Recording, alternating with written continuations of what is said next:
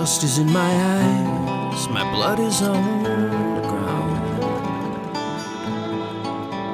Quiet little chuckle and the shuffling of the boots of the coward that shot me down.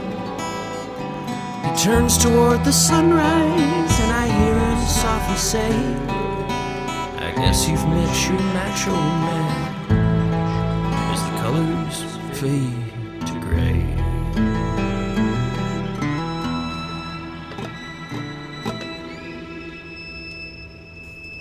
Howdy, partners. Dust and Blood is a rabble-rousing, rootin'-tootin', bronco-bustin' podcast not suitable for the ears of young'uns. Take a gander at the content warnings and listen with care. Welcome to Dust and Blood, a narrative play podcast set in the wild, weird fantasy west. I'm Blake, your GM, and our players are Keith Curtis as Jasper Graves, Corinne Hill as Myra Sting, Zach Parker as Moz Copernicus Pryor, and Gail Parker as Bonesaw.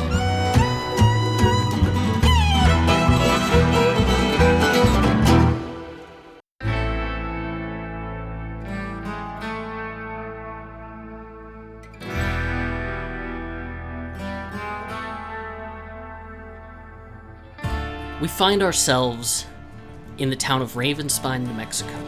It's a small ranching collective at a crossroads near the border of Mexico, nestled near the mountains, and hopefully, if the Southern Diamondback Railway has its way, another stop in their network of rail stations and a hub for trade down south to Mexico and South America. We find ourselves early in the morning on January 30th, 1875. The sun has been in the sky for about 2 hours at this point. The dew from the cold evening is starting to evaporate, glinting off of the giant ribcage that encases the town, that gives the town its name, Ravenspine. It has everything that a small, growing town needs. A general store, an inn, a stagecoach stop, even a respectable marshal. Hell, it's even gotten big enough that it has a town drunk. Just one? Just one. It's not that big yet. Licensed. Yes. You gotta have the licensed drunk. If they're unlicensed, it's just crazy. It's just vagrancy. Now, it seems like it is any other morning, but there is a bit of tension in the air. Something seems amiss. While normally on this day it would be starting and bustling, there aren't really any people in the streets. Myers Bridger has opened up his general store. The marshal is leaning against the jail, his shotgun held at the ready. The local railway man is standing out front of his little office and keeps looking at the watch and looking up towards the horizon. Now, there just happens to be a few strangers who've come into this town lately. Maybe you've come for promises of work with the railways that have dried up. Maybe you've come seeking somebody. Maybe you're just looking to make a quick buck. But all of you have come for one reason or another. We start on the outskirts of town, at what appears to be a little wagon that has been hitched up. It seems a bit odd and out of place, very garishly decorated with a big sign on the side. The wagon looks like it was appropriated from a circus and turned into a mobile home. There are planks hammered onto the sides to kind of create this cozy interior, and all kinds of supplies lashed across the top, and a couple of horses that look one step short of glue, probably tethered nearby. I imagine Bonesaw and Moz have made camp. Maybe a little fire pit going. Bones, where'd you leave my toothbrush? Better not be in that pile of toothpicks I saw earlier. Those are toothpicks, aren't they? Toothbrush? What's a toothbrush? Bones! Is that some kind of newfangled thing for keeping your teeth clean? You should just get new ones. I can hook you up. I'll find one in the general store. Good luck with that. Not from your wares. Bonesaw stands just short of 7 feet tall. His clothes pool around his gangly frame as if he had lost some of the substance that used to be there. He has a battered top hat, a sort of mantled coat, and lumpy scarf around his neck. And most distinctive is the cracked leather plague doctor mask that covers his face. He has some colorful vials slung across this bandolier on his chest and a pouch at his hip. And though it's hard to tell because he's nearly covered head to toe, his little slouchy ears stick out from the side, and they are green. Moz stands next to Bonesaw at a solid 4 feet off the ground. He's a rat folk with black fur. He's got a nice little cowboy hat with his ears poking in through the top. He's got tons of piercings and rings, both on his nose and face and on his fingers. He has a fiddle that he takes very good care of, which he never really leaves out of his sight.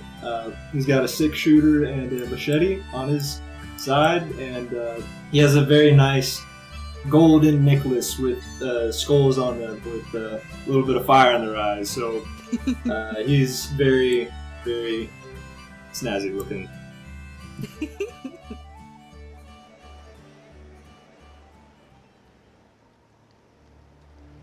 When you guys arrived the previous day, you definitely caught a bit of side-eye from the marshal of this town, who introduced himself as Garland Trow, a small gnome who was looking up at you, arms crossed, and definitely wasn't too happy seeing your kind coming through town. My kind?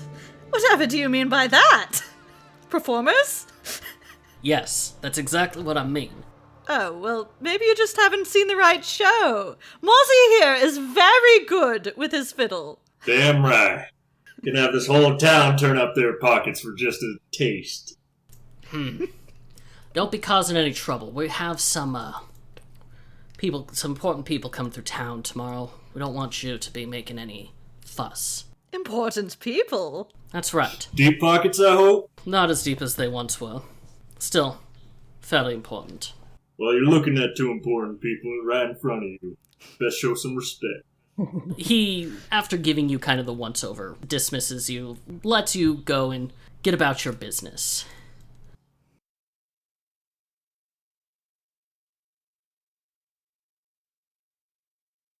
Back on the morning of the 30th, this tension-filled day. Jasper, what are you doing in this morning? Well, just recently come into town. Jasper stands not terribly tall, about 5'6". He's kind of rail thin, but it looks like he might have padded himself out a little bit with some cotton wadding or something so that he can continue to wear the clothes of which he has become accustomed. He is currently standing in front of a saloon. He has managed to procure himself a very, very, very tiny cup of coffee. Does not take kindly to a lot of liquids, but some habits die hard. If you were to look at him, there'd be 2 things that stand out in your mind. First of all, he is quite obviously not entirely human or alive. He is kind of dried up, stretched out over his bones, and he is dusty. He is covered in trail dust. Occasionally he'll cough, and you'll see a small cloud of dust expelled from his mouth. He is currently leaning against a post that holds up the awning in front of the saloon, standing next to his horse, and depending on where or when or where things are placed, he might have had his attention caught by a unusual wagon that has hove into view. I would say definitely. This unusual wagon was likely very deliberately set up in view of the saloon, hopefully to attract some customers today, make a little bit of money. I think, in fact, Bonesaw might ignore the advice of the mayor and start unstrapping the large banner that he has tied up along the side and let it unfurl so that he can start to gather a crowd. And as the banner flops down, you are the first to get a good view of this, Jasper, of these new folk who have come into town. A wonderful sign, colorful circus banner. Bonesaw's marvelous miracle elixirs, the secret to long life of olden times revived, sick made well, weak made strong, cures for every known ailment, tooth pulling, haircuts, surgery for man and beast, funerary services, no resurrections. Well, shucks. As you're seeing this, Jasper, the bartender who you got the coffee from just a little bit ago, he's leading the town drunk out the place, sending him on his way. He looks up and sees this banner and says, well, shit. How much you want to bet this is another con man? Well, I've seen a mighty few things out there in the desert. I don't know. I've seen some things I couldn't rightly explain. Some things what changed a man. I'm willing to give anybody a chance. And, hell, if nothing else, entertaining. Can't fault you there. They do have a bit of fun. Thank you kindly for the coffee there, sir. You want a refill? Oh, no. 4 ounces is enough for me. Right then. I'm going to be swimming all day. Have a good day, sir. And he's going to go back inside. You too. Smokey, let's let ourselves a closer look. Come on, girl. Smokey gives a nicker and makes her way following you towards this big old wagon.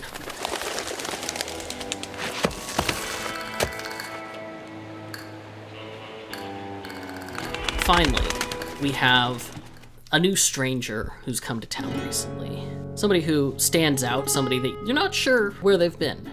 See a horse coming into town, and when you first take a look at the horse, you do a double take because you realize the rider doesn't have any legs. And then you look up and you see it's the lamia. This female lamia who's got stripes along her body, a rifle on her back, a nasty-looking sawed-off shotgun, and a whip on her hip. She's just kind of minding her own business, but she's making sure to keep her head down. She already knows that it's rather unusual seeing a lamia not on the railroads. So she's trying her best not to draw any attention. She sees the very colorful wagon and thinks, well, I'm kind of odd. So I guess odd things belong together, so maybe I'll get less of being stared at if I go make my way over there. Maybe it'll seem normal. So she makes her way over to the wagon. Excellent. Myra, you have your rifle strapped to your horse's saddle as you ride up. You arrive there about the same time that Jasper does. Bonesaw and Moz, you have your first potential customers of the day. Welcome, one and all. Mozzie, I think the crowd's a bit dead. Do you want to play them a tune? Aha, I'm joshing with you, sir. How about you give me my toothbrush first, you animal? I'm going to shoot a look over at the lamia there and give a little shrug. I'll kick up a small tune. I don't know if I've noticed that you are also undead, but that sounded kind of like a crack there. Let's roll just a straight-up perception check for you, Jasper. Alrighty. 15. With as much as Bonesaw is covered up, I don't think you notice anything out of particular. You might notice the green tinge to the ears, but there are lots of green people in this world. Nevertheless, I do not look offended. I look more amused than anything. I'm afraid I've no cure for that, but I have all sorts of other things. What's your poison? Well, actually, have you ever heard of a plant called Trefoil vitae? Oh, of course. I know everything about Trefoil vitae. Everything at all. You do? Roll bluff. And give me a sense motive, Jasper. I got a 20. Non-nat. Oh, I have absolutely no ranks in that. But not too bad a roll. You did pretty well with the 17. But not well enough. Yeah, Jasper, you get the sense that this guy's probably actually heard of the plant, and that's really surprising. Not many people know that much about it. You might have finally hit on a bit of luck. Well, that's mighty interesting, because I've come across darn few folk who have. You wouldn't happen to have any on hand, would you? Let me examine my stores and see if I can't find that. I might be able to find a good substitute for your difficulty. Bonesaw dives into the back of the wagon, and you hear a mighty rattling of containers and shuffling and slamming of drawers. And in a minute, he comes out and says, "Now, I don't have Trefoil vitae exactly, but I can recommend a patch made of other similar substances." Similar substances? As a passive viewer, can I look onto this conversation and see said bullshit? May I roll? Yeah, you can roll sense motive as well. Moz has seen the contents of the wagon. Holy shit. 23. That's a nat 20, specifically. Myra, you could tell that this is 100% grade A bullshit. Myra kind of trots up on the horse, looks Bonesaw in the eye, and kind of says sideways to Jasper, "Sir, I wouldn't recommend you get anything of this person's stock. This person is nothing but lies. He's selling you horse shit for all you know." Well, I ain't bought nothing yet, so we're fine on that there point. No, I'd be mighty surprised if you had any Trefoil vitae on hand, since I spent about nigh on 10, 15 years looking for it, and only found it once, and didn't come out the better for it. Yes, it's exceedingly rare. I knew that. No thank you, if and I don't want any more of it. Myra's just glowering, and Bonesaw like, Moz, what are you up to right now? Your partner in crime has been doing a bit of his patter. Bonesaw's a capable businessman. He certainly knows his trade and when it's going poorly. I'm in the market of a new toothbrush since Bonesaw misplaced my previous one. So I'm going to try and find the general store, and I'll leave Bonesaw and everyone else to settle business. Do you announce where you're going? No, we're not that close. You just start walking off. Yeah. Middle of the song, just whoop, walking off. Yeah, absolutely. And you got a good scope around town. You saw the general store. So it says Miles Bridger General Store on the front. You approach it, you step inside, and the general store owner says, "Welcome, friend. What can I do for you?" Got any toothbrushes? Seem to have misplaced my previous one. A toothbrush. I think I have a few. And he starts rifling through his stock. As this is going on, Moz, you begin to feel a bit uncomfortable. Something feels wrong. What are you thinking, Sheriff? My thoughts exactly. This frog has hopped out of your pouch and is sitting on your shoulder now. His little cowboy hat is askew. What's amiss there, little fella? What are you trying to tell me? As the sheriff is doing this ribbiting, you begin to feel this prickle on the back of your neck. It's a feeling that you felt before when things have taken a turn for the worse. You're not entirely sure what's causing it, but something is coming to this town. Something big. You found that toothbrush there yet? Yes, give me one, and he pulls down. Are you wanting? I got horsehair, boar's hair, bought some human hair off some folks who came through town looking for a few pennies. You got one without blood on it? He tosses like 3 away. Yes, here you go. Here's one. That'll be perfect. How much? That'd be just about a dime, if you have it, sir. Here. Take care. He hands it over. Would you like some paste with that? Got some brand new stock in.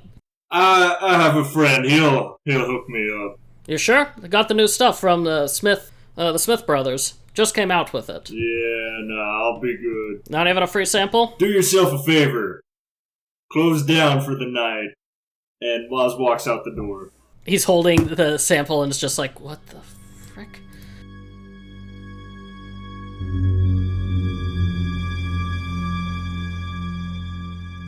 Going back over to the carriage. Now, I do enjoy a skeptic. If you give me a chance, I'll prove you wrong. It's good for business. Well, tell you what. If you can describe the look of Trefoil vitae, I might just buy something from you. Very well. The plant grows low to the ground and is generally green. Except sometimes when it's, out of season or rather dry. Or, there are several varieties, actually. But the most common, of course, is the green one. I've heard of several. I don't know if you have. That's very difficult information to come by. Yeah, so a plant that grows low and is somewhat green. You cracked it. Does he buy it? Honestly, I'm not even gonna let you roll for that one. That one is such... I don't think anybody's gonna believe that one. Is it wrong, though? Several varieties is wrong. That you know of. It is, to Jasper's knowledge, a unique plant.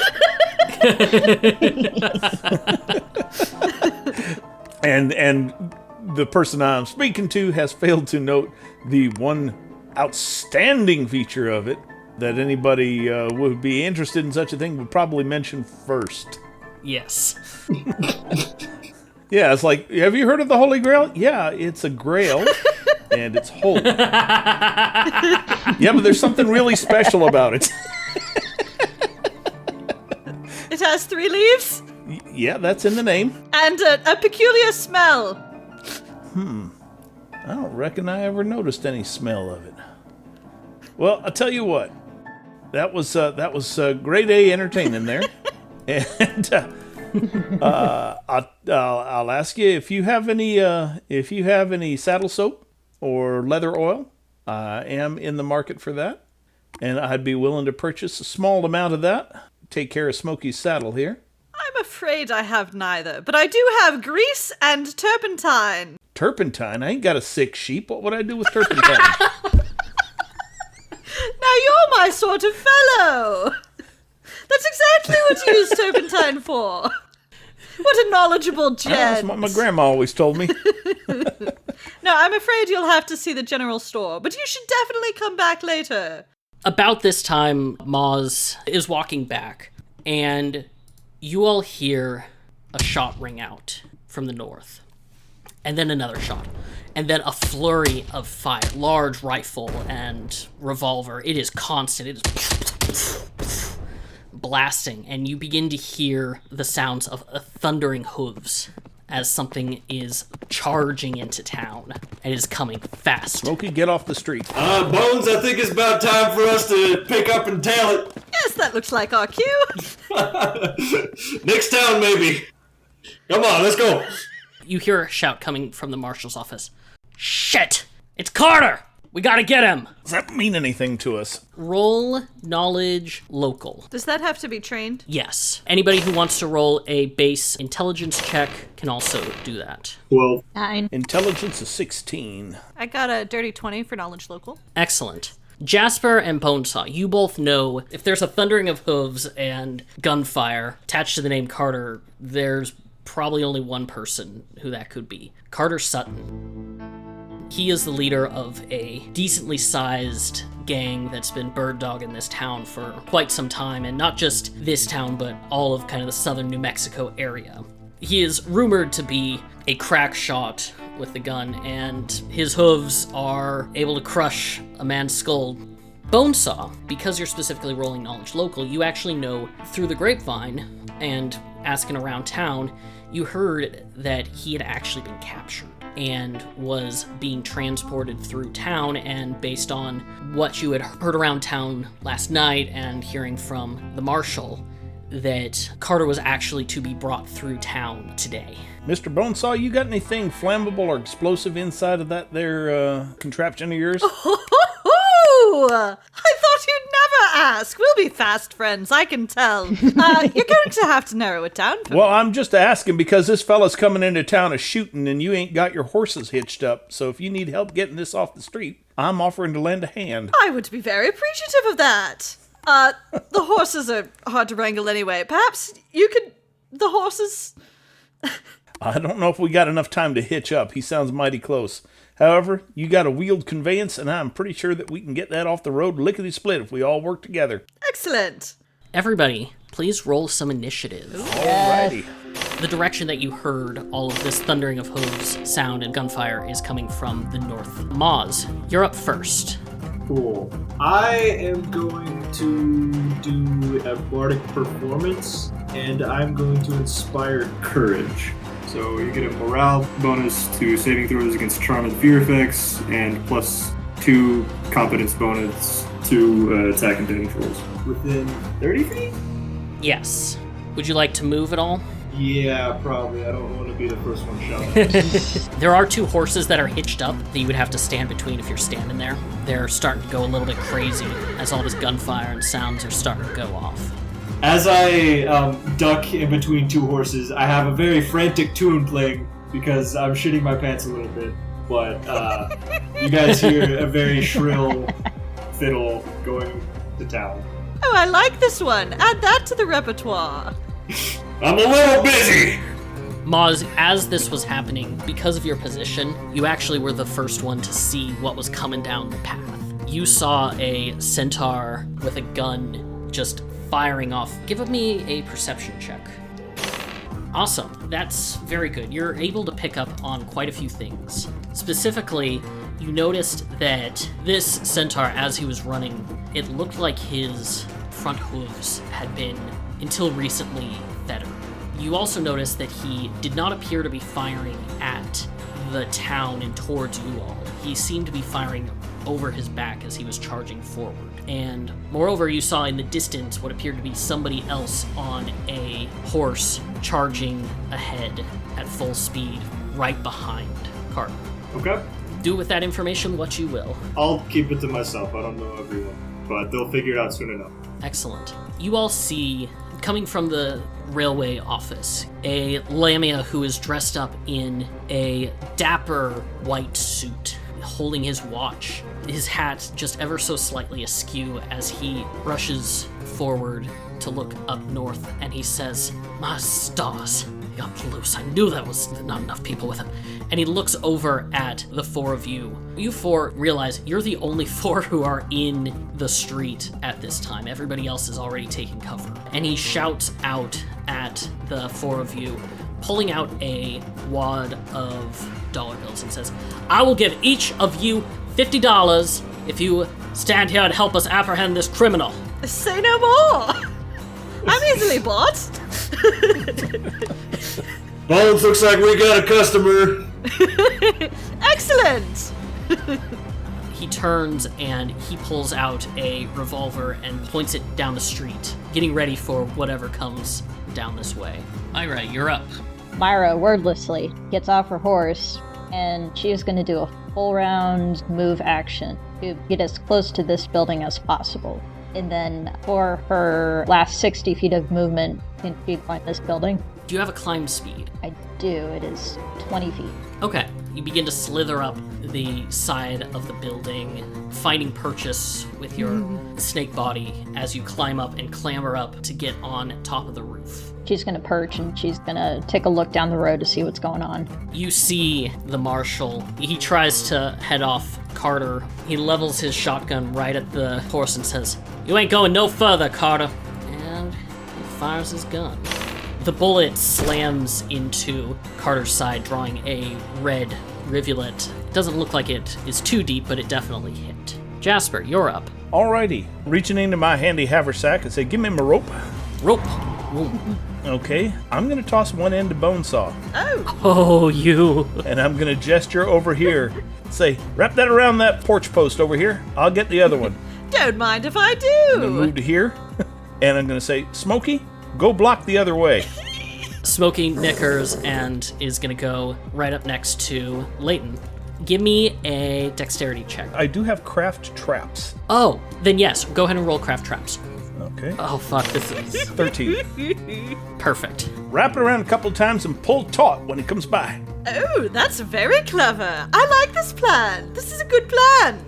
Do I have to roll anything to do with that with the rope? Either a disable device, knowledge engineering, or just a straight dex check, if you have neither one. Oh no. No! I'm the best with rope. Just watch me. I can do knots for days. This end over. As far as you know, Bonesaw, it is tied just fine. There's a lot of extra rope just kind of on the ground that you're not sure how it got there, but it's fine. It's fine. It's fine. Look at my good knot. You all hear as a massive explosion of a shot fires out that is almost deafening as it erupts, as he charges over the marshal, practically bowling him over. What is he a-wielding? Sounds like field artillery. It really does. Like, it absolutely sounds like something that is absolutely massive. And you see, as he charges forward, he sees Leighton, who's standing there, and he sees Smokey, who's also standing there. Carter charges. He's definitely about to turn to go down towards Leighton and Smokey, but with Smokey there and Leighton there, he can't get around. And he is going to turn and start heading down towards you all. You all can now see that he is a just massive centaur. He has his gun out. It looks like just a regular old revolver, though it appears to have this golden shine to it, like it's made of brass or something. He is breathing so heavily. He looks like he's in rough straits as he begins to charge down, and he says, "Out of the way, I got no business with any of y'all." Oh, but we have business with you. I saw them try and set up the rope, right? Yes.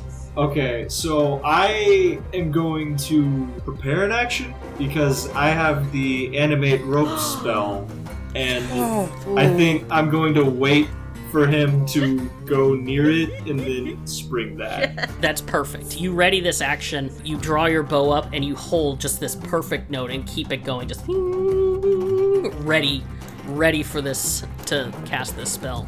Rolling out the red carpet. Leighton points behind him and says, "If you don't stop, I swear I will have every single Pinkerton after you, Carter. Mark my words. Look, they're right there." And he points behind him. Everybody make a will save. Would this be a fear or charm effect? It would be a charm effect. In that case, we get +2. I got a 19. I rolled an 11, but it should be a 13. 16 and 27. Everybody except Myra. As you look behind, you see what appears to be this just absolute massive army of Pinkertons just moving forward. They're armed to the teeth. One of them has a Gatling gun, just is carrying a Gatling gun. But all of you except Myra can immediately tell. There's nothing, there's no sound. It came out of nowhere. It's very clearly just an illusion. Carter just snorts and says, "That the best you got, Leighton? Thought you were better than that." You all hear as another rifle shot blasts out, and you see a dragonborn just drenched in blood, charging forward on his horse. A horse that looks pretty much half dead. It is limping as it is galloping. It looks like it's about ready to fall down. And this hulking dragonborn, covered in blood, yells, "Carter! You're not getting away this time, you bastard!" This $50 ain't gonna stretch too far. Myra, you're up. Myra slithers up to the corner of the building, and she's going to spend a grit point to do a startling shot. And if it succeeds, then he will be caught flat-footed. Fantastic. So he doesn't take any damage. Okay, you fire off this startling shot. It rips through the air, and nobody was expecting you to be up on the house, and certainly not Carter. His head snaps up to you, and he looks shocked. He was clearly not expecting you to be up there. I don't know what kind of trouble you're in, pal, but now it's our trouble. Best you stop yourself. Make an intimidate check. 14. Excellent. Carter is not looking great. He is clearly shocked by this person. Missed him by mere inches with her shot. It was definitely not a missed shot. It was a, I know exactly where to shoot to get your attention kind of shot. And he has stopped dead for the moment. Trow is going to make his move forward. He's just because he's a little gnome and he's just running as fast as he can. Did he get shot by Carter or trampled? He did get bowled over. He did get shot, but it was a glancing blow, about the same kind of blow that he gave Carter. Jasper, you're up. Jasper is going to be ready to pull real taut on that rope. He's got it wrapped 3 times around the post to give him some friction. And as soon as Carter passes by, he's going to lean into it. But until then, he just looks like an innocent cowpoke. Don't have no guns drawn or nothing. Irons in my sides. I give a wink to Bonesaw. Say, get ready. If Bonesaw winks back, you can't tell because he's wearing this plague doctor mask, but he tilts his head jauntily and does a little happy jazz hands. Good enough. Very, very casual and subtle. Subtle. Get your hands on that rope. Don't worry about it. I've got it.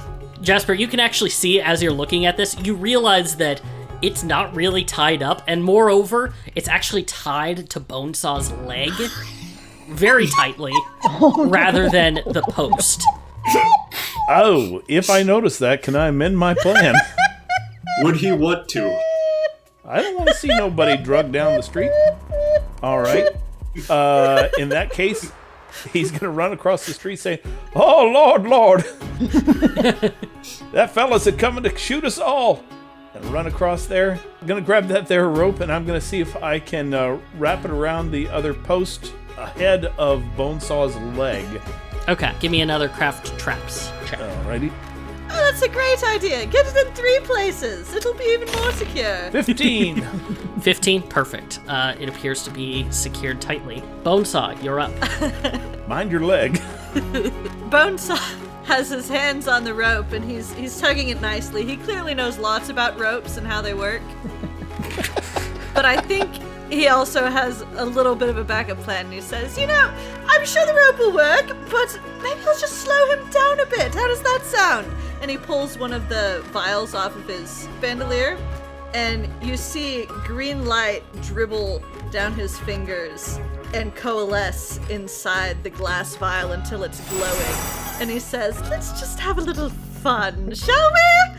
And he flings the bomb at Carter. Fuck, okay. How far can you throw? It'll be at a -2. It's 20-foot range. 13 versus touch. Oh, 13? Oh, but he's flat-footed. Myra, you're amazing.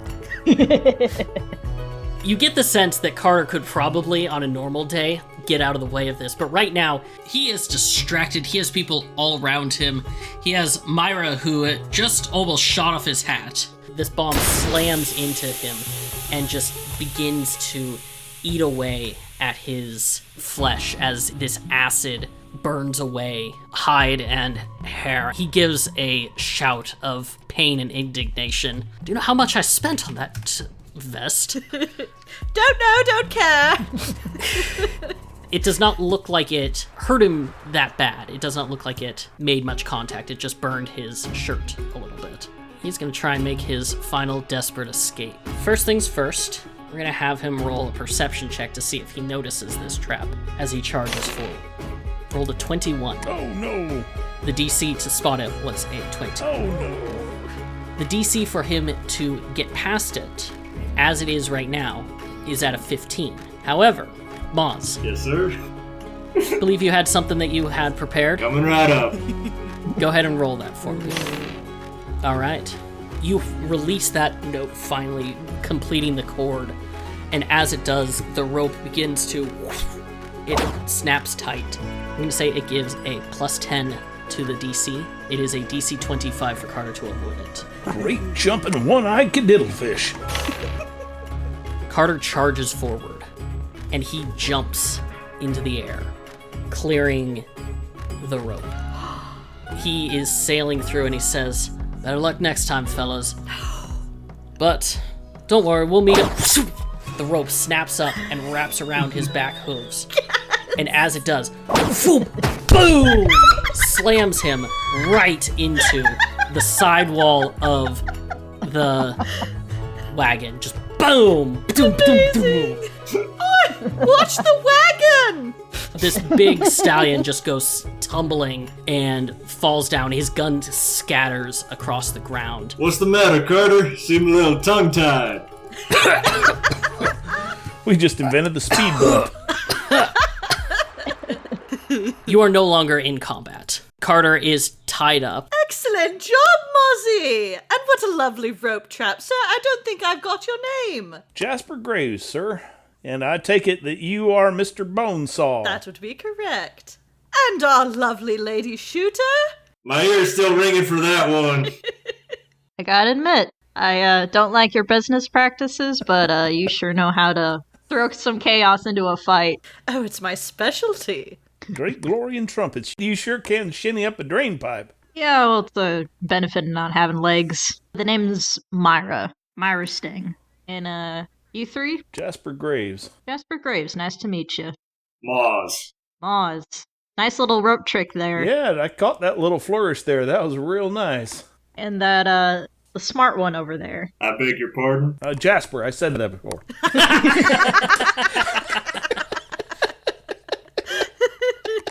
She nods towards the plague doctor mask. Oh, sorry. Oh, me! Oh, I'm blushing. You can't tell, but I am the eponymous Bonesaw of Bonesaw's medical elixirs. Miracle elixirs. Either one. Both. Miracle medical elixirs. As you all are making introductions, you see the marshal start running up again. He's still pretty slow. This dragonborn who was riding on the horse that pretty much collapses as he hops off, he just rushes up to Carter, who's struggling to get up to his feet, and he just fucking cold cocks Carter. Oh, geez. He's already down. He grabs Carter up by the lapels and says, "You son of a bitch, you're not getting away this time." Carter gives him a smile and says, "What's the matter, Avery? Can't blame a man for wanting it's daily constitutional." Punch! Avery pulls out a necklace. It looks like it used to be a sun, but has been burnt out and just destroyed. And he says, "Do you know how much these things fucking cost? You had to make me waste one of these damn things with your bullet." And he punches him again, using this sun as a brass knuckle, and just starts slamming into Carter again and again and again. Now hold on, sir. What is the marshal doing? The marshal is saying, Avery, leave him alone. And Avery is not listening. Avery is just punching. Myra's gonna try to get him to stop. She's just gonna walk up and she's gonna put a hand on the shoulder. "Sir, he's had enough." Roll a diplomacy check for me. 15. That's good enough. This dragonborn that you've learned his name is Avery, he has his fist pulled back as you put a hand on his shoulder, and he looks back suddenly and says, "If it were up to me, we'd shoot this bastard right here in the street." Oh, trust me, I almost did too. But, I think you got him. The railway man in this finery slithers up and says, "You all did quite a fine job. I'm quite impressed. You've certainly earned your keep. And fortunately for us, Avery, it is not up to you. It's up to the law in this town, and that happens to be this small folk right here." "Hey, I ain't small." You need an escort to the Hooskow there, Marshal? "Yes, I actually, if you don't mind giving us a hand, get him back over the jail." Smokey, gather up my rope. Smokey trots over, and Carter at this point, he's laying on his back, and he starts laughing, spits up some blood on the ground, and says, "Yes, let's get me up to that. Excuse me if I don't stand at attention. Had a bit of a rough day." You all collect Carter with the help of Avery and drag him to the jail. As we're moving him, can Bonesaw reach out and kind of brush the acid patch and comment, "Oh, it doesn't look that bad," but I kind of sneakily want to cast a heal spell? Roll stealth for me. 9. 9. Okay, let me roll for these other people. You see the marshal gives you a look as you do this. He clearly saw it. Avery is nursing a pretty decent-sized gut-shot wound of his own and seems preoccupied. Oh, that's too bad. Leighton, on the other hand, he looks over and says as well, Now, there's no need to be healing him. He doesn't need it. He's quite all right." Healing? What healing? Healing? You know, a little bicarbonate of soda will help them acid burns, too. Seeing as it's got a lower pH. I mean, seeing as it's kind of an anti-acid, is what I said. Oh, clever. Carter looks and says, "Mighty kind of you folk. I didn't exactly expect to find a warm welcome. Certainly not the worst welcome I've been given to a town, though." Always willing to put out a rope for an outlaw, sir. Give him a little wink. He definitely laughs at this and says, "Good to know. I like you."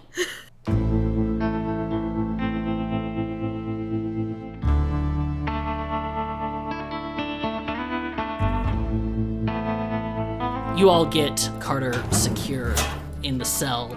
Avery just sits down in front of it. He pulls out a needle and thread, but it looks like it's a big, big needle, like it's a leather needle that he starts using to start stitching up the wound in his belly. Leighton looks over the four of you and says, "Well, you certainly proved yourself.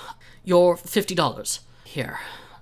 Would you four mind sticking around for a little bit? I have some more questions for all of you." I ain't got nothing much better to do. Hey there, you said your name was Moz? Yep. Yeah, while we're waiting, can you play a nice little tune on that there fiddle you got? Suppose I could whip up a jaunt or two. You know the Colorado Trail? Eyes like the morning star, cheeks like a rose. Can't say I've been to that part of the country. Oh, too bad. Avery, Leighton, and the Marshal introduce themselves officially. "Name's Marshal Garland Trow. I'm the law in these here parts." He looks specifically at you, Bonesaw and Moz, and says, "Thank you kindly for your help. Suppose I misjudged you performing types." We'll do just about anything for the right price. A mark in our favor, that is.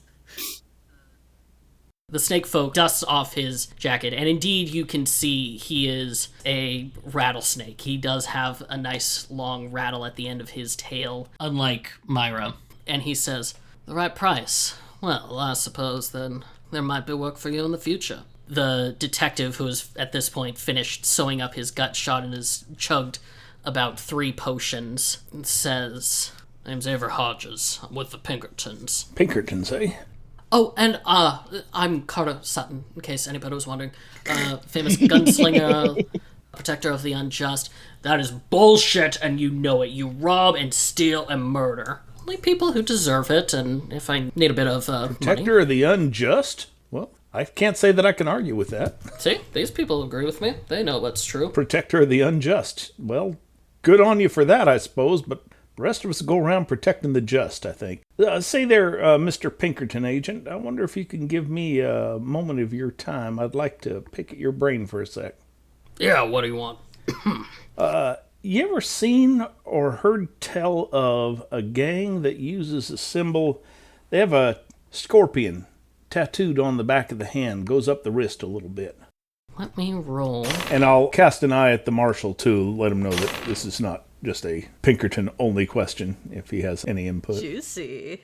Hodges thinks for a second and says, "There's been quite a few that have used something like that over the years. I mean, they're running all around. See some in New Mexico, see some over in Arizona. Once heard tell of just a bunch of actual scorpions who'd gained sentience in this weird place and they were running around. That sound like what you're looking for?" No, these were folks definitely what had a tattoo on the back of the hand with the scorpion. It was black with just a little bit of red at the eyes, but tell you what, though, if you do happen to catch any perpetrators like that, I'd be mighty happy to pay for the return of something what they stole from me. Gold pocket watch. Picture of some folk inside. Keep an eye out for it. Thank you very much. I'd be mighty appreciative. If you want, towards the Pinkerton outpost, we could look at the current bounties, see if anybody matches up. That'd be right neighborly of you. What's this pocket watch to you? It's just got it's got a personal photograph in it. Oh, you're sentimental. That I would deeply like to have returned, before I forget what some faces look like. Ah. At this point, Leighton taps the table with his watch and says, "Now, I believe, Avery, you owe us an explanation of what happened. You were supposed to be riding with an escort, and you come into town, Carter's loose," and Hodges says, Yeah, I'm getting to that. Look, and then he basically goes into the explanation of what happened. His 2 compatriots were gunned down by Carter ruthlessly and bloodily. Carter shot Avery in the stomach. Avery had a talisman of Death Watch that basically saved his life from the gut wound. When he says that, Carter swears and says, "God damn it, I should have checked." All right, I'll give you that one, Avery. That was a smart move. Damn right it was a smart move, you bastard. And Leighton says, "Oh, this won't do. Do you think you can take him up to Perdition all on your own?" Hodges says, "Of course I can. I'm the best around these parts." Leighton continues, "I'm not so sure. We probably should send somebody with you. Marshal Trow, do you have any deputies who can go?" And Garland gives Leighton a look that is absolutely withering and says, "No, I don't. Because the last damn mercenary that you hired shot my deputy and killed him. It's the last time I take your advice. That damn Flint Westmarch was an absolute..." Leighton says, "Hey, I didn't know that half-orc was going to be any problem. It's not my fault that he turned out to be dirty." I done heard of that fella. Flint Westmarch. Yeah, Flint Westmarch. And he turns and points at a bounty that has been posted on the board that has a bounty for $300 for the capture of Flint Westmarch for the murder of a deputy in Ravenspine. Can we all see the bounty board? Yes, it's right behind the sheriff's desk. You guys are all still in the office, so you can see. Myra looks interested at that bounty poster. The board is fairly empty. There's just this particular one that's up at the moment. Leighton turns and says, "So we still have the problem of getting Carter to town." And he turns to the 4 of you and says, "You 4 seem to be pretty capable. Do you think that you'd be able to help out? I suppose we could cast $500 your way to take him alive to Perdition." Oh, yes, most certainly. 500 each. Yes, of course. You each would be getting $500. What do you think, Mozzie? Can we make a little detour? Mighty tempting offer you got. Let's say we could go a couple days. It's not like this town was much fruit anyway. Great jumping bald-headed Jesus Palomino. I'd be happy to do that. Myra kind of tilts her head a little bit, and she goes, "Well, hold on now. I don't know who I'm transporting. I've heard of Carter, and as he said, he's a murderer and a thief and all that, but I kind of want to know what exactly was the worst thing he's done. Because quite frankly, if this is someone who deserves to be 6 feet underground, I'd rather skip the mailman and do that." Now, we've all had our sins here, alright? Some people are beyond forgiveness, but this one in particular is quite a pricey one, so I say that we forgo the usual pleasantries. Avery looks at you, Myra, and says, "That's what I said back in Phoenix, but nobody seems to give a damn about what I think." And Leighton holds up a hand and says, "This man has stolen from the Southern Diamondback Railway, total of almost $10,000. He has murdered, he has held up stagecoaches, he has killed how many Pinkerton agents at this point, Hodges?" Hodges grumbles, "At least 12 that I know of. 12 murders under his belt. That's just himself, not accounting for any of the rest of his gang members. Does that sound bad enough for you?" Well, now, you said gang members. That's the first I heard you mention any other folks. Would we have to be on the lookout at anybody attempting to spring this here feller? Leighton says, "Probably, but last intelligence we had, they were further west. Well, if I do say so myself, I did orchestrate quite a brilliant strategy of getting them off track. Hodges was able to avoid them for quite some time," and he's just giving the biggest shit-eating grin of, like, thinking he's so clever. At that moment, the door slams open, and this woman, 21, 22, short, red hair, comes barging in. She looks like she has this big slash across her face, bleeding out. She's holding her arm kind of crooked, has a bag slung over her shoulder, and says, Marshal, there were some people down in the ravine 2 miles out. They got Lillian, and And Jasper, it was really bad. And Marshall says, what? Who? What happened? And I don't know. They bushwhacked us. I don't know what happened. It was we lost track, and I barely got out. I managed to ride the horse out of here, and this was all I could rescue. And she sets down the bag in front of y'all. I would like to help her to a chair. Looks like she needs to have a sit down. Okay. She's leaning against the wall, and she takes a seat next to the window and says, I'm fine. It's okay. The marshal says, do you know who did it? It looked like there was an Apache, there was a big half-orc, and a little tiny, it looked like a fox riding on a horse, and she was just going crazy, and she was shooting and fighting, and both Hodges and Trow look at Leighton with just dirty looks and say, got them off our tail, huh?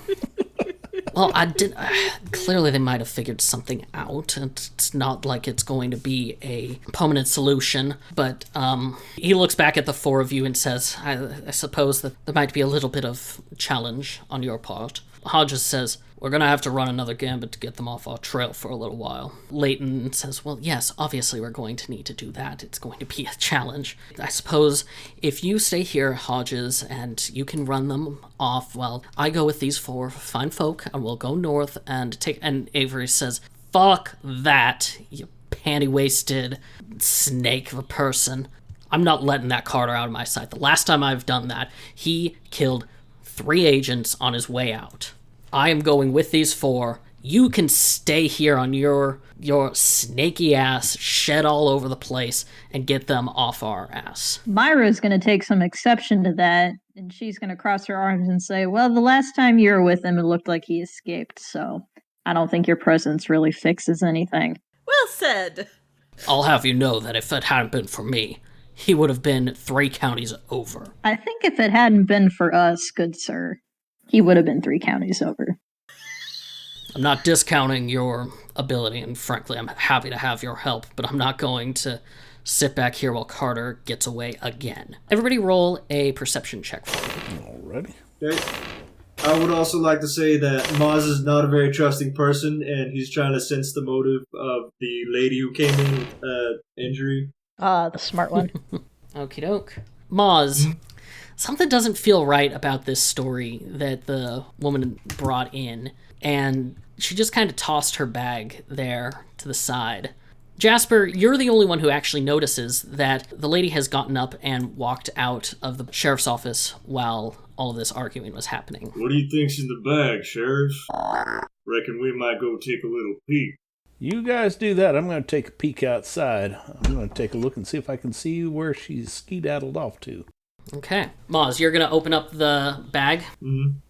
The marshal says, I assume that it was just something that she brought and had with her. Moz, make a reflex save for me. Knew something didn't add up. Jasper. Yes. As you are stepping out, you see the woman as she swings up onto the horse, suddenly looking a lot less injured. Uh-huh.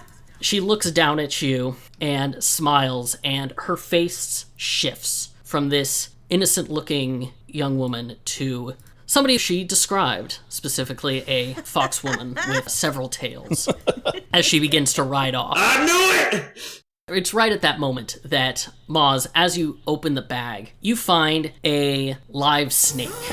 In fact, several live snakes that suddenly lunge out at you. You manage to get out of the way as they are settling to the ground and start moving around, their rattle shaking. You see a large bundle of dynamite with a pocket watch ticking down. Everybody get out! Myra, I didn't realize your family was visiting. Wow. That is racist, good sir. That is the last thing that Moz says before. I'm not even a rattlesnake, you punk. I feel like the dynamite and the snakes was a little excessive. Yes, it was. So for that, you only take... What the fuck did I say that the damage on the dynamite was? It's 2d6 points of fire damage and 2d6 points of bludgeoning damage. Okay. 5 fire damage and 5 bludgeoning damage. Moz, you're going to take half. Everyone give a reflex save. Jasper, you went outside, so you do not have to make this check. Myra, Bonesaw, you both are going to take full damage. Hodges takes full damage. Trow takes full damage as well. And Leighton manages to get out of the way. Leighton, you see, jumps behind a place. The entire place, boom, just detonates. Jasper, you're outside. What action are you trying to prepare? I'm going to yell out, hold your brush there, Red, and I'm going to cast me a spell. I'm going to cast Entangle underneath her horse.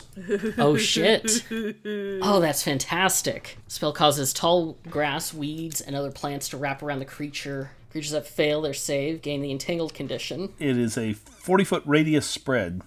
Where were you casting it? I was going to cast it right there in front of the horse. Go ahead and place the AoE target reticle and run the spell. Whoa! Wow! Damn. Holy moly. All of the creosote bushes and the low grass that grows around town start sprouting and rioting up and start to try and grasp at her horse. Let's see how the horse does. I'm making a mental note to always cast that spell at least 40 feet away from me.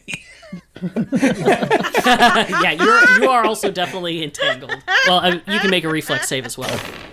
What's the DC? 14? The horse, by some frickin' miracle, does not get entangled. It starts to gallop away, albeit slowly, and it appears to be hobbling a little bit as Vic runs away. She's actually standing up in the saddle. She looks like she's about to jump out. She gives you a little jaunty wave of the hat as her horse makes her way out. What was your reflex save? Concern blankety heck. 18. That was Smokey's. What's yours? 21. Nice. 21. Okay, you can chase after her. You'll be going at the same speed. I'll mount up Smokey, since Smokey is also, I assume, not affected by this. Yeah, Smokey is not affected. You're basically both going at the same speed. As her horse steps out, you see this light up on its horseshoes, and it appears to glow this blue, and it takes off like a frickin' rocket and just starts speeding way faster than you've seen many horses do. Well, gosh darn it. I got myself horseshoes of the Zephyr. What do those do? They allow you to hover about a foot over the ground and avoid things like difficult terrain. You can also go over like water and similar things. Yeah, so actually, Smokey would not have been affected by the Entangle at all. But still, Smokey cannot match the speed of this horse that she has.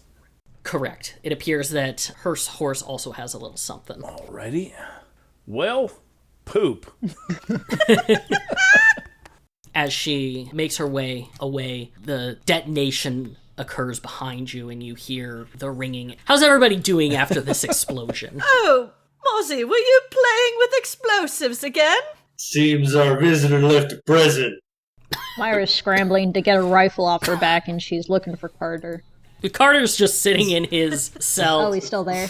Yeah, he shakes his head and just says, she couldn't have put it any closer, so it could have detonated. Are there snakes still? The snakes are dead. They're splattered across the What was wall. the point? Yeah, I agree. To keep you from reaching in and disarming you, if, maybe? Oh, that's good. Okay, fair. Bo, would you say you could use any of this here snake dew on the wall? Oh, possibly.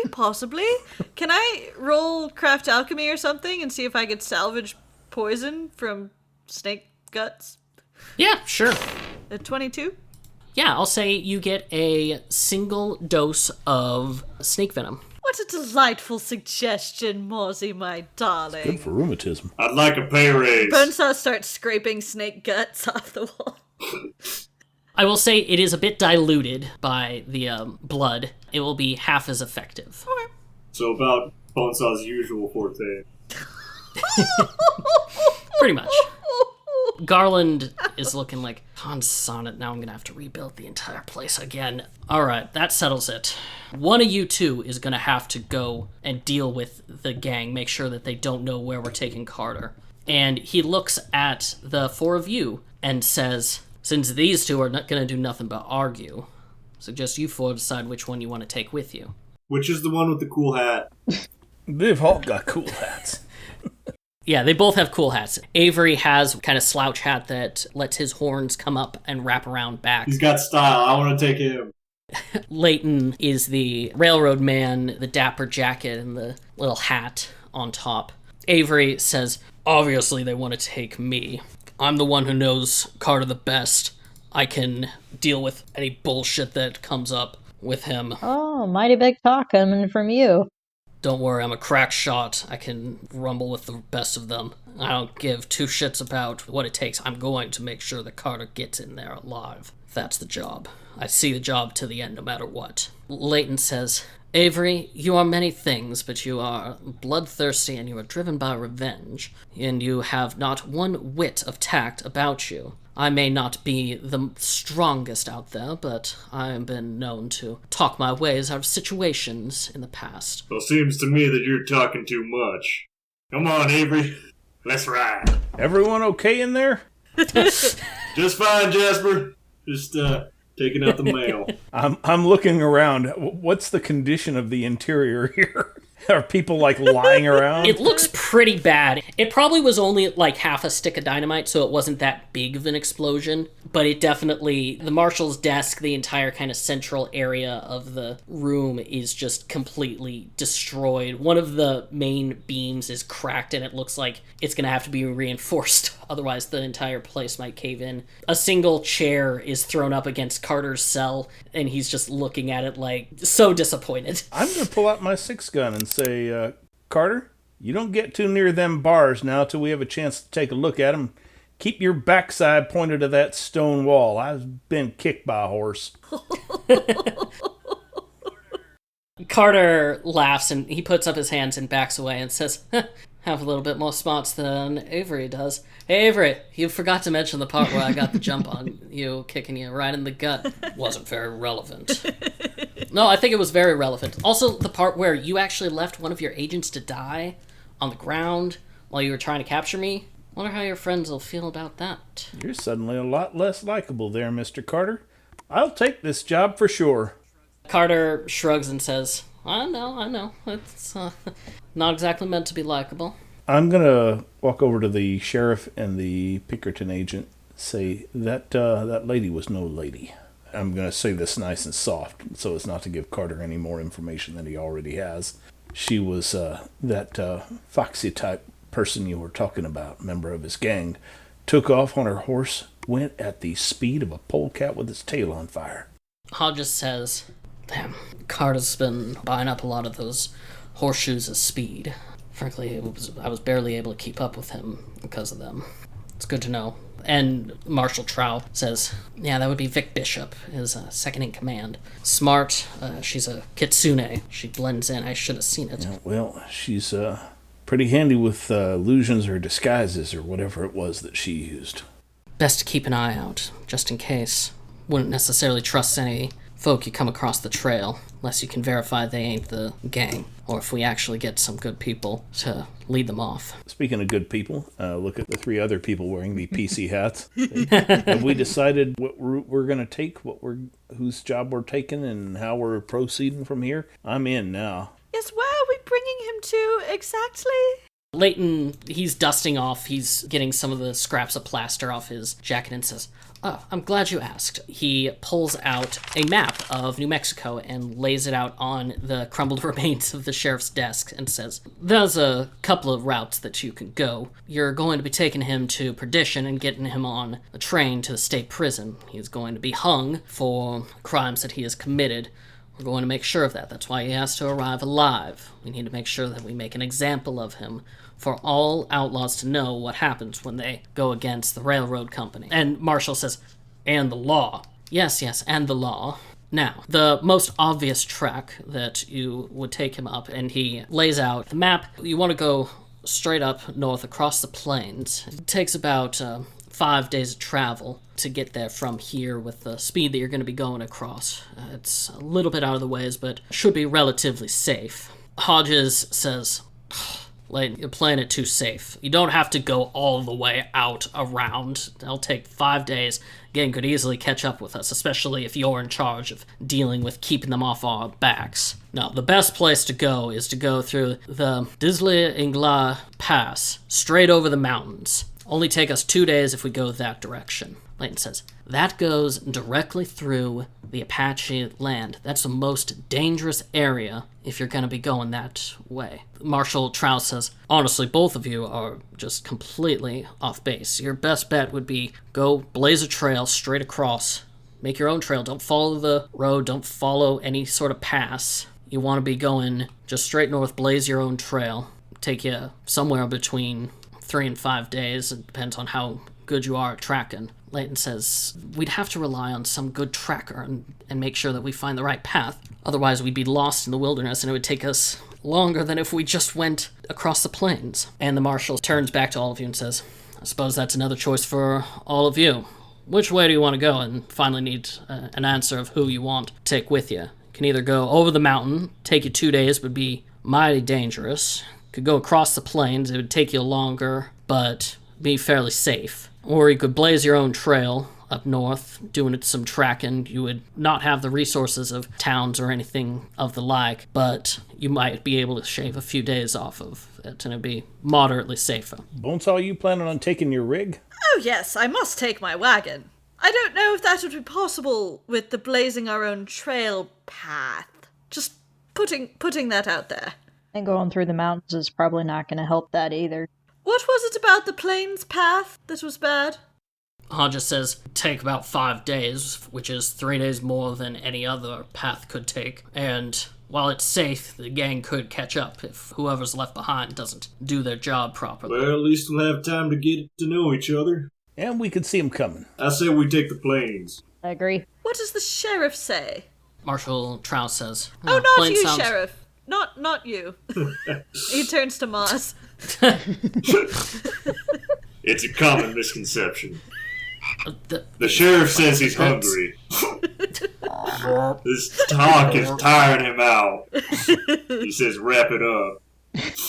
Leighton says, very well. It sounds like you all will go across the plains. I suppose that makes the most sense. You'll be able to follow this path here, and he draws on the map, basically following a road, and says, you'll probably pass through towns. There'll be a good break point here. There's a mountain pass that you have to go through no matter which way you're going to Perdition. But that's right where the Southern Diamondback is doing some construction, so you'll meet some friendly faces there. You can definitely count on them for some help. Now, that leaves the question of which of us you believe would be of best help to you. Myself, somebody who's refined and can actually talk us out of situations, or that brute Hodges. Hodges just holds up a middle finger. Do you actually work with the Diamondbacks? Leighton nods and says, I'm the chief Diamondback representative in this area.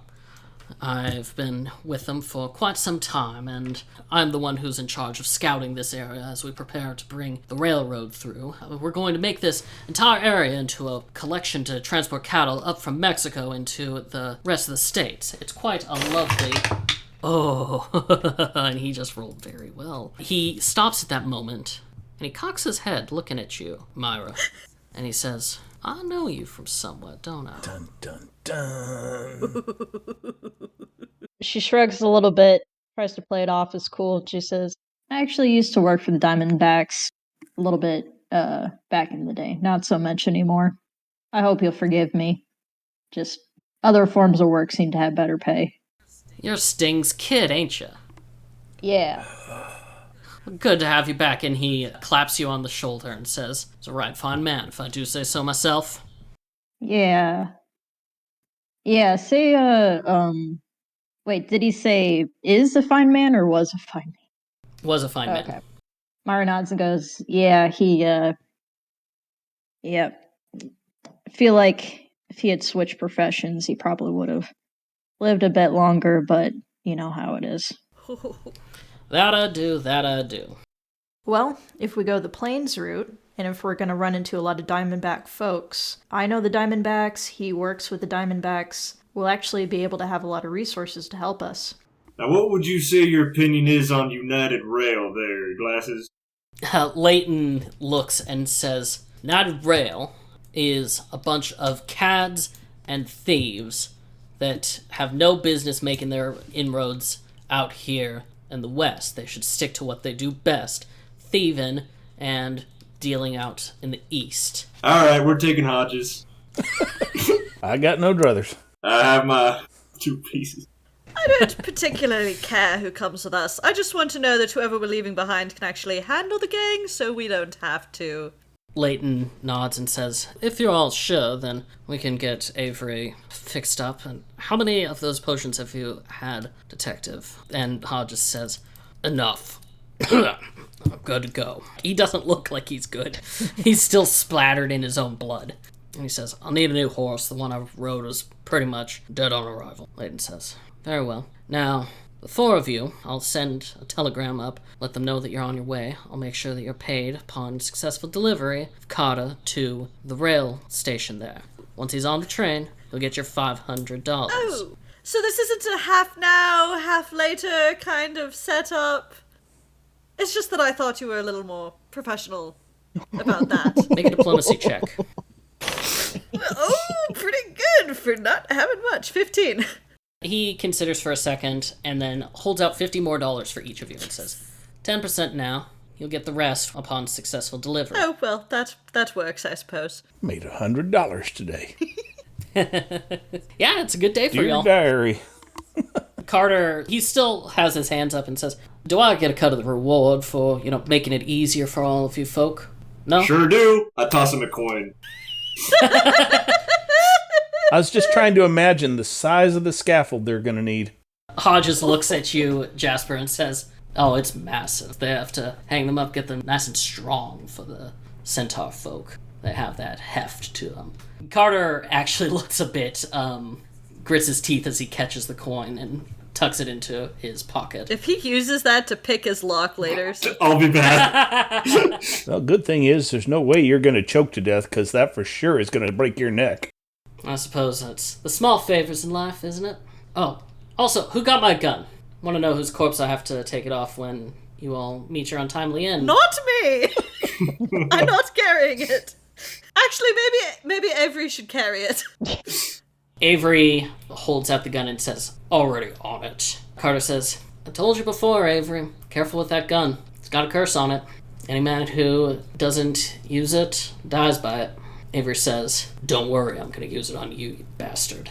Carter says, you really need to change up your insults. You've used that one at least 3 times since we've been here. I'm sure everybody's getting bored of it already. I think it's funny. Carter says, well, at least there's some people who your dry wit appeals to, Avery. So are we moving him now? Are we coming back later? Leighton and the Marshal discuss it for a second and say, we're gonna need a few hours to implement our plan to get the gang out of the area. If you can lay low in town, leave around 3 p.m., get on the road, follow the map and the trail, you should be in good shape to get there around the evening of the 5th day. All right, good luck. All right. Thank you kindly. Let us know if there's anything that you need before you head out. Oh, and Avery, no taking revenge. Carter needs to get there alive. If he doesn't, your bounty is forfeit. Understand? Hodges nods and says, yeah, whatever. Understand? Yeah, I said whatever. You'll get there alive. You have my word. Good. Now, I suggest you all prepare and rest up. It's going to be a long few days for you. And Leighton and the Marshal head out.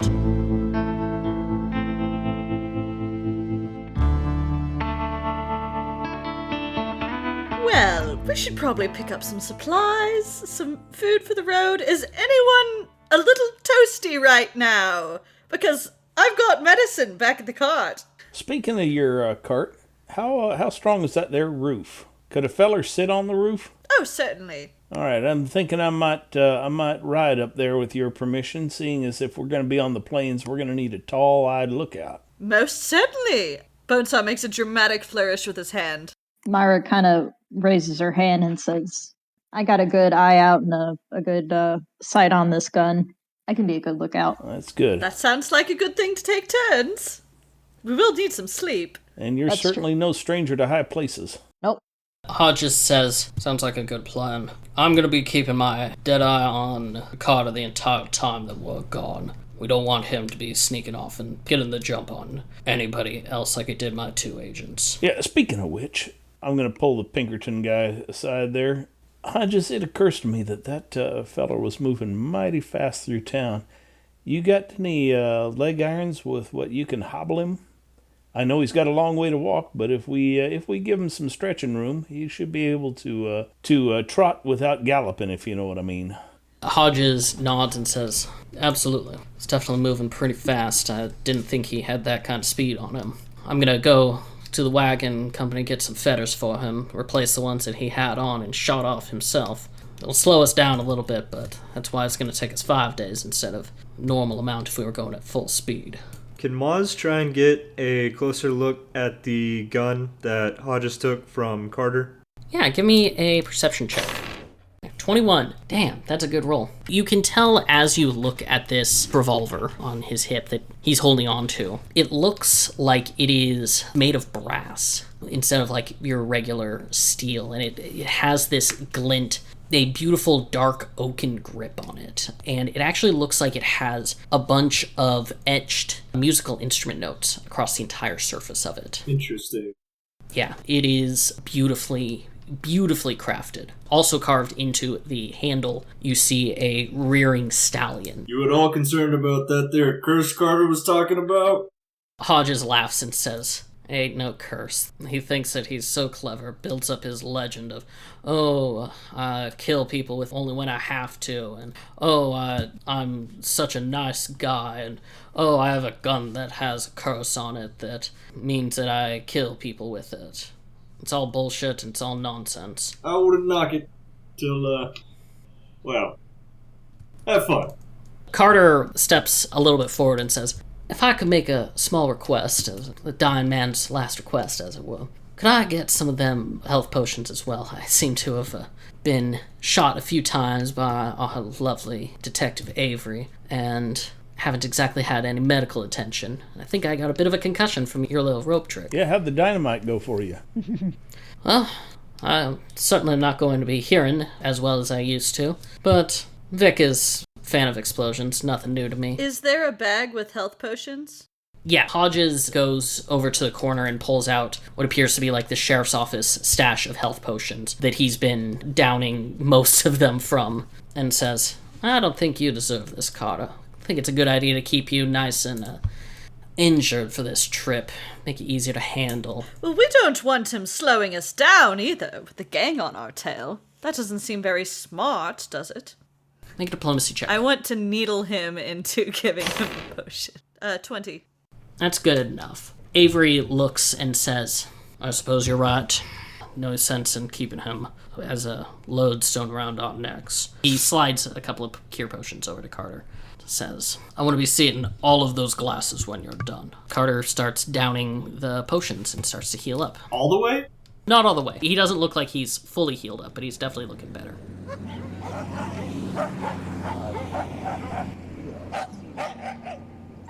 You guys have a little bit of time in town. If there's anything you want to do before you hit the open road, 3 or 4 hours. So, I've been meaning to get my hands on some health potions. I have no way of healing myself outside of begging Bonesaw for assistance. Bonesaw offered assistance.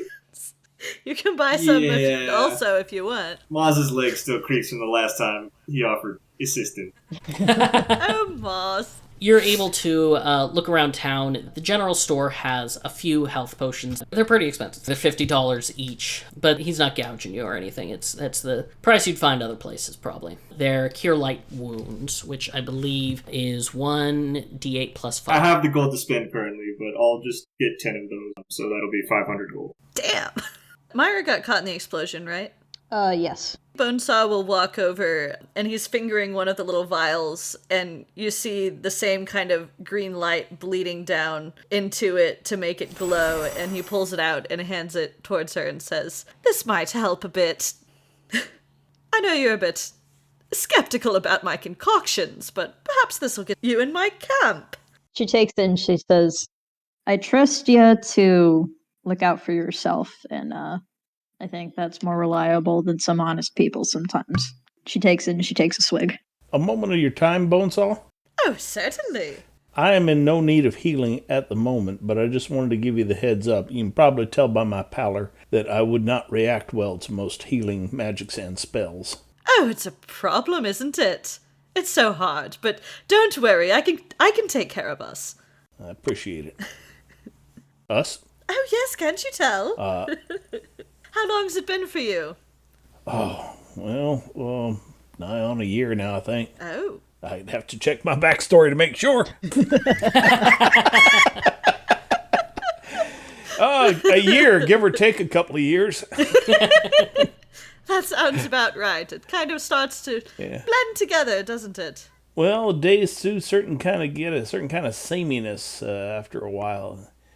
Don't quite feel the aches and pains that I used to, which is, I suppose, a good thing. That's fair.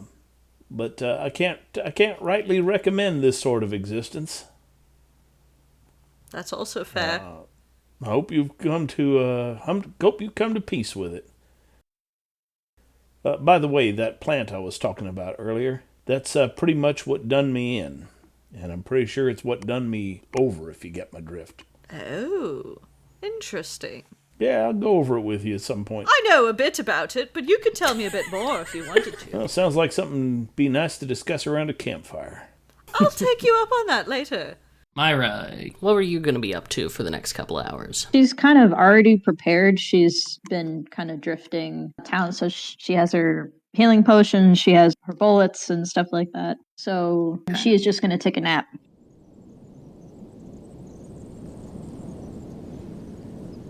Several hours pass. Leighton and Trow come and talk to you a little bit, explain their plans, how they're basically make it look like they're taking Carter in a completely different direction, laying down some good spells. Leighton actually shows you he's actually quite skilled with illusion magic. Detective Hodges has a new horse. The four of you gather around Bonesaw's wagon. Myra, I assume you mount up on your horse? Yep, she sits up on her exotic saddle and has her rifle just kind of resting in her lap. Jasper's going to climb up on top of the wagon. He mutters a few mystical words, does a little bit of prestidigitation with his fingers, and he seems to be shrouded in a little bit of shadow. It's like the nice shady spot right around him that seems to be keeping the worst of the sun off of him. His horse is nowhere to be seen. He said, anytime you're ready. Didn't you have a horse? Smoke will be around if I need her. Oh, interesting. You're an interesting fellow. And I'm going to lay back and I'm going to pull out my harmonica, knock the dust out of it, which I have to do about every 10 minutes.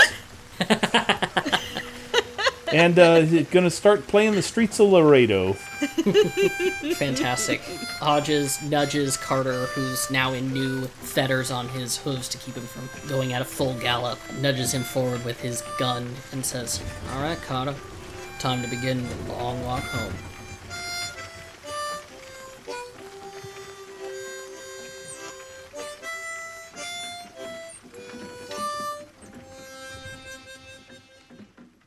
Dust and Blood is a Rolling Path production featuring Corinne Hill as Myra Sting, Blake Alfson as our GM, Zach Parker as Moz Copernicus Pryor, Keith Curtis as Jasper Graves, and myself, Gail Parker as Bonesaw. Our theme song is Dust and Blood by Arne Parrott, and other music throughout this recording is provided by Kevin Macleod, Tabletop Audio, Dark Fantasy Studios, and the Desperados 3 original game soundtrack by Filippo Beck Peccoz. Special thanks to Liam Ward of LearnTheHarmonica.com, who let us use his recording of Streets of Laredo. Transcripts, detailed sound credits, and more can be found on our website at dustandbloodpod.com. You can follow us on Twitter and Facebook at Dust and Blood Pod, or support us through our Patreon at Dust and Blood, where you can join our community Discord and get perks like our behind-the-scenes discussion show, The Roundup. We are so grateful for the support of our fans, people like Barbara, Saru, Haz, and 50 Sloths of Grey. The entire first arc of the show is already out, including the episode after this one. Brand new content will appear on April 1st, and no, that's no joke. Content warnings can be found in every episode description, and we hope you enjoy exploring this fantasy western with us. Thanks for listening.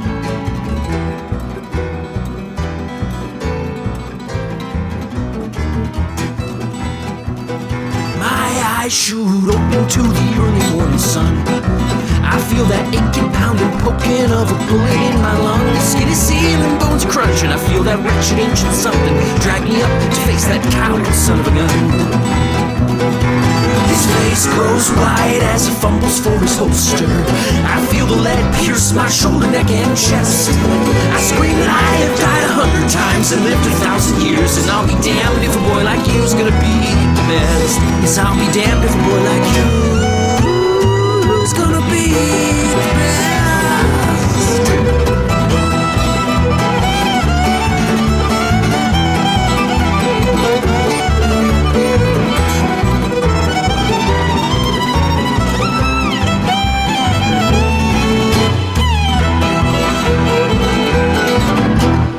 That's Avery.